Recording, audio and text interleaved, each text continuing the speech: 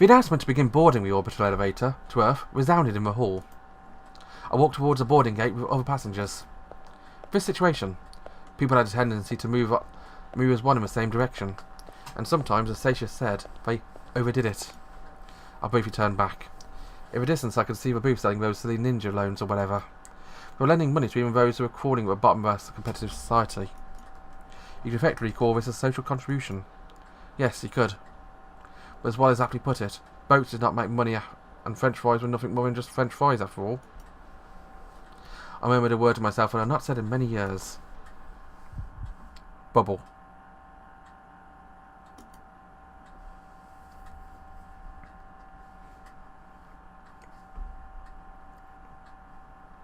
The lunar surface might well have been a real estate bubble.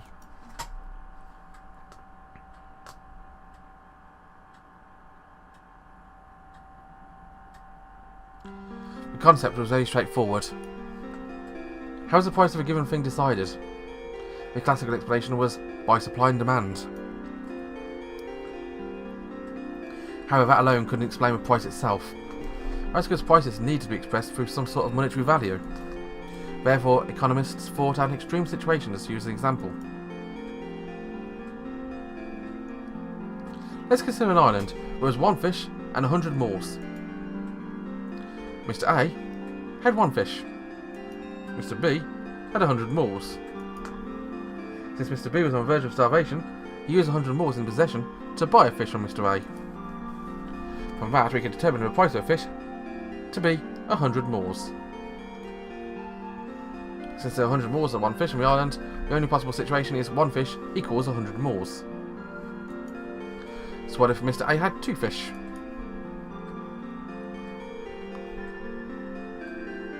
Since Mr. B only had 100 moors, regardless how many fish you tried to sell him, by taking advantage of his hunger, you will still only be able to get 100 moors out of him.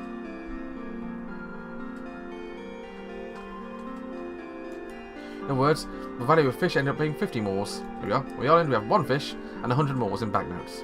One fish equals 100.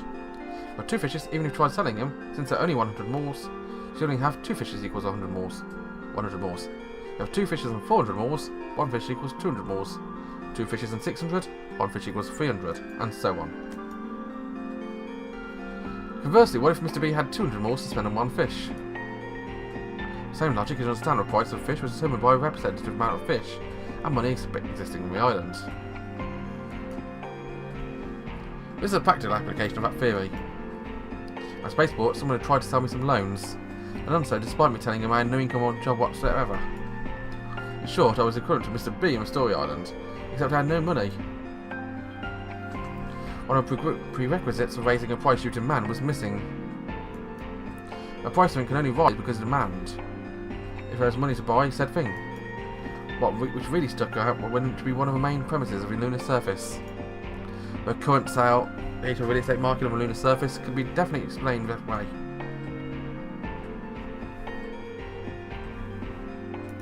The service area on the lunar surface was limited, and migrants wouldn't stop coming. Couldn't connect them between supply and demand, but since the population kept growing, the price of real estate would definitely not decline. That might be the case. But in order to increase the value of real estate to happen, those who arrived on the moon had to buy the real estate. That was one of the reasons why we did things like the housing support project, after all. Hadn't there been people with nowhere to go since they couldn't keep up with the price of real estate? To apply this to a previous example, even if the number of fish on the island was indeed limited, regardless how many Mr. B Ninja showed up,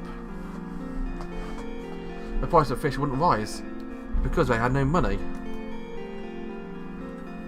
The only way for them to buy some fish was to take out a loan, which brought them to a coin account balance on the lunar surface. This is a recap of the amount of money going in and out of there. Show the difference between the ideas and guts produced by the lunar surface, as well as the money invested on the lunar surface's properties, and, on the other hand, the money leaving the lunar surface as well.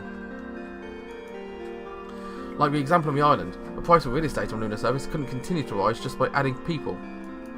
Money needed to come in as well. Rather, even if people didn't come, as long as the money did, the prices would rise. Making people come in might just be an excuse to bring money in. And just like that, the current account balance was in the black thanks to incredible growth. An overwhelming amount of funds were streaming to the lunar surface.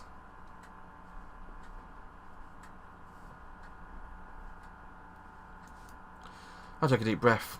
The worst thing to do when trying to prove a hypothesis was to hunt for evidence supporting your own hypothesis. People tend to have a confirmation bias, that is, they tended to look for proof that confirmed their own ideas. Therefore, what you actually needed to do was look for facts that contradicted your hypothesis.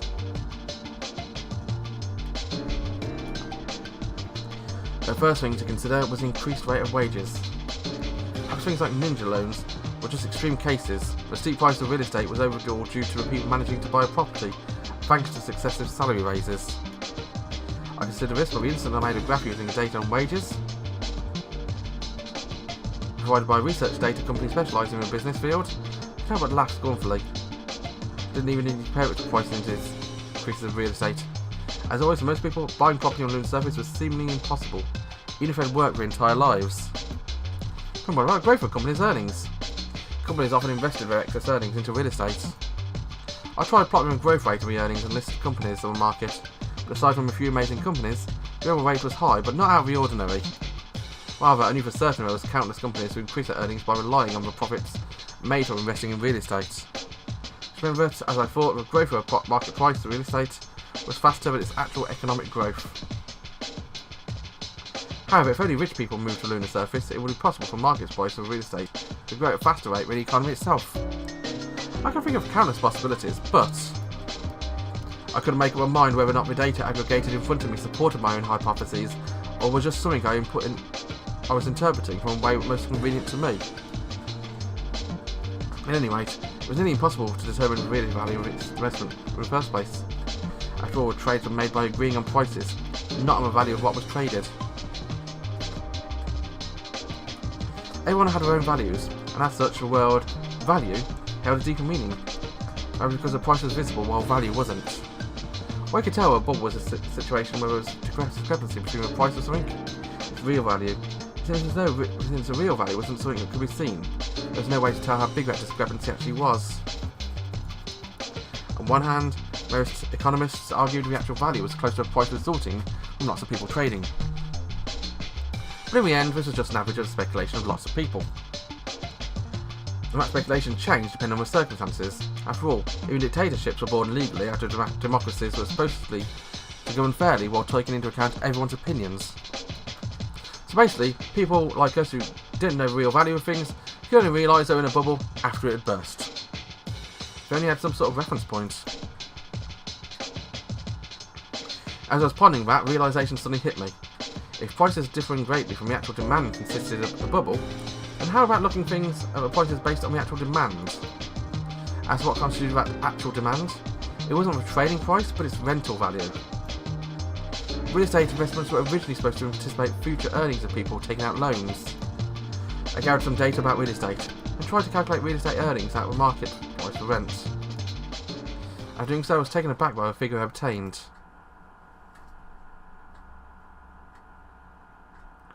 The actual interest rates are about 1.5%. About the same as what one of the duplex houses situated in the central part of New York City. Purchasing one required an awful lot of money, but even renting one was absurdly expensive.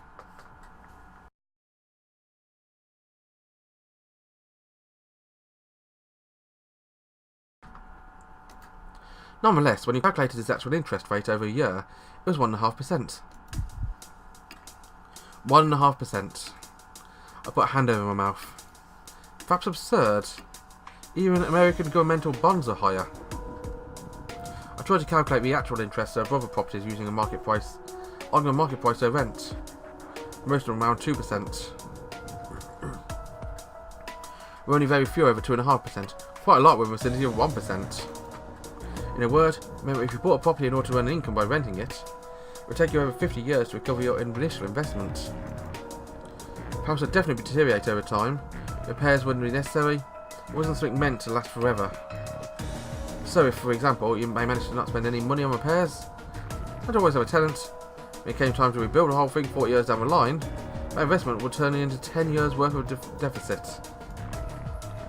Overall, there are even weirder things about that.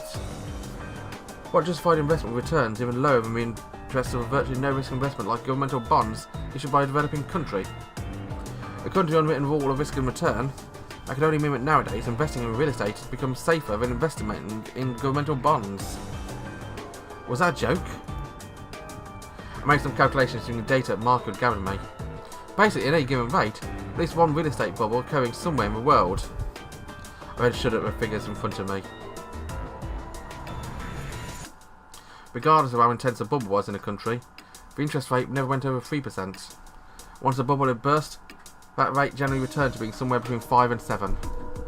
That was because while the price of real estate went down, rents didn't see any kind of dramatic decline.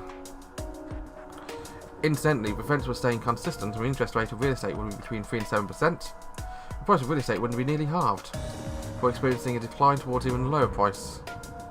A 10 million ball building could be rented at 300,000. When meant estimated 3% interest rate.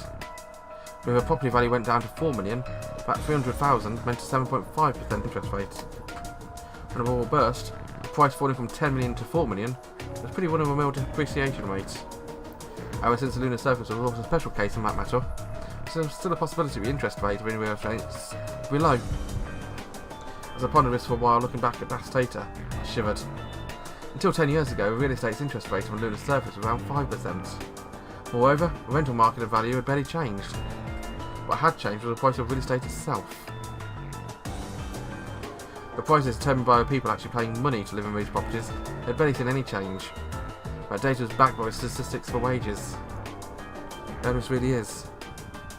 My eyes were focused on figures, lined up in front of me as I grumbled. The current interest rates of real estate on the lunar surface was a miraculous 2%. So if prices returned to what they were like before the bubble 10 years ago, the interest rates was 5%, depreciation would range between 50 and 70, or even more. What would happen if, like on Earth, the interest rate were to raise 7 or 10%? The price of real estate would fall like a flattened house. In that situation, I meant if you bought property, you could end up with an extra charge of at least 200 or 300%, compared to what you would have paid if you decided to rent it to occupy it. That money, where's it coming from?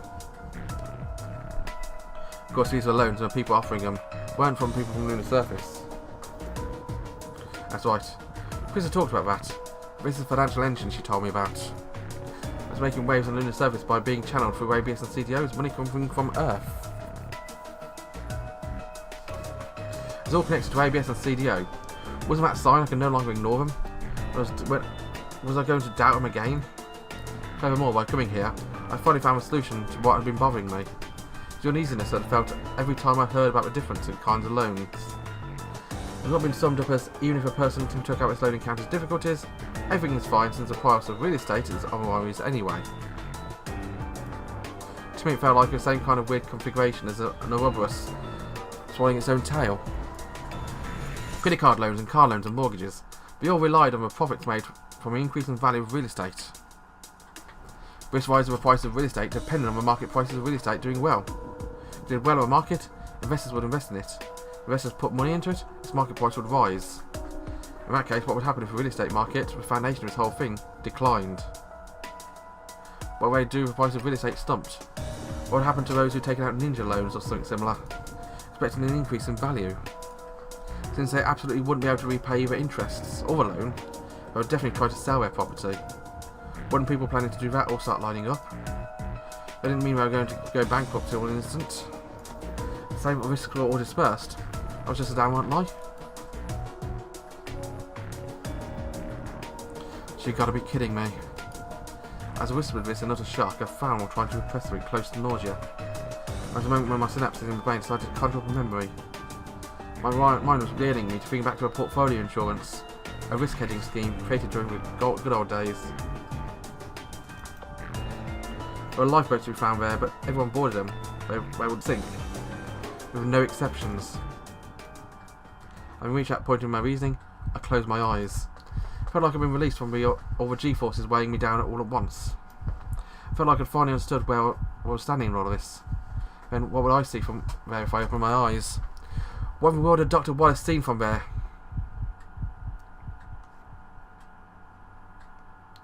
There's no mistaking it, I said in a whisper. This was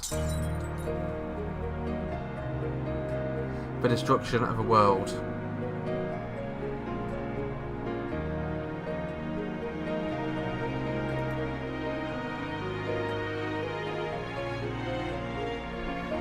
Dr. Wallace was betting on the destruction of the world. He was betting on the disappearance of ABS. In that case, short-selling ABS and CDO made no sense. There's no way to make big bets even with limited funds, a way to obtain enormous amounts of money. That was protection. The insurance contract compensated for losses of bonds, and which was the reason why ABS was said to be alchemy. How much was at stake? The riskiest junior claim had an insurance fee of 0.8%. This meant it was merely 80,000 moles, 10 million moles worth of junior claims to be fully compensated if anything happened. Fully compensated. The junior claims were going to go bankrupt, yet 10 million more return from an 80,000 more fee. The profit rate would indeed be 125 times the original sum. Or put it easier to understand the percentage, it would be 12,500%. That kind of figure was so ridiculous it sounded like some kind of childish prank. It coincided with returns above 10,000% that Dr. Wallace had been shouting about when he'd come to our office. What was making me shiver actually wasn't return rate itself. As a matter of fact, when it came to investing, return rate itself wasn't truly important. Because even if return rate was important, you could only bet a small amount of money, it was pointless. What was indeed amazing to make 100,000 more with a 10,000% return. You get a 0.1 return from 10 billion, you get a 10 billion more return, which is ultimately a high return.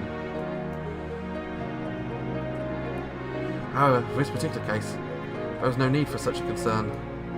What was the scale of the marketplace? Chris had told me about that with a proud look on a rounded face. The sales were about 7 billion balls monthly. The market were to collapse. This amount of money would pile up every month as a reward. I was screwing on my chair. Might have even wet my pants a little. Whoever in the world would have been able to laugh at this? After all, Chris told me the truth. We anticipated returns for this bet would amount to 1.8 trillion.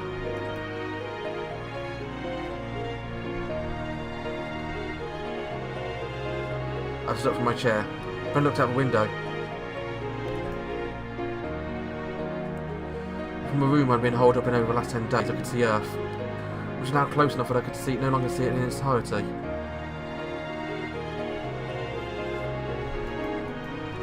This could only be some kind of sign. As I was pondering one of the secrets of this world I discovered, I was fascinated by just how blue a giant Earth was before me.